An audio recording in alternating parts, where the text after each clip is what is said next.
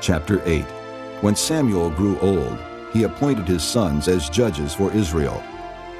The name of his firstborn was Joel, and the name of his second was Abijah, and they served at Beersheba.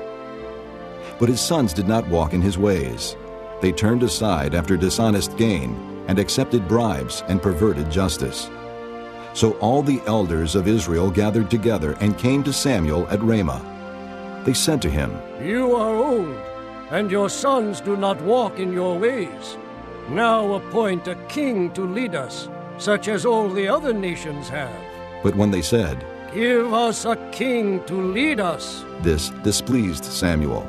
So he prayed to the Lord. And the Lord told him, Listen to all that the people are saying to you. It is not you they have rejected, but they have rejected me as their king, as they have done from the day I brought them up out of Egypt until this day, forsaking me and serving other gods, so they are doing to you.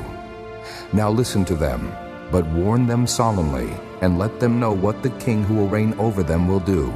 Samuel told all the words of the Lord to the people who were asking him for a king. He said, "This is what the king who will reign over you will do. He will take your sons and make them serve with his chariots and horses, and they will run in front of his chariots.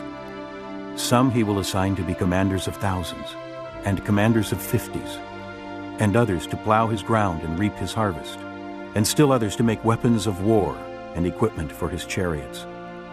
He will take your daughters to be perfumers and cooks and bakers. He will take the best of your fields and vineyards and olive groves and give them to his attendants.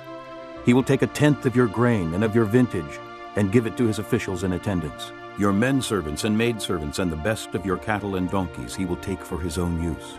He will take a tenth of your flocks, and you yourselves will become his slaves. When that day comes, you will cry out for relief from the king you have chosen, and the Lord will not answer you in that day." But the people refused to listen to Samuel. "No," They said, "we want a king over us. Then we will be like all the other nations, with a king to lead us and to go out before us and fight our battles." When Samuel heard all that the people said, he repeated it before the Lord. The Lord answered. Listen to them, and give them a king. Then Samuel said to the men of Israel, "Everyone go back to his town.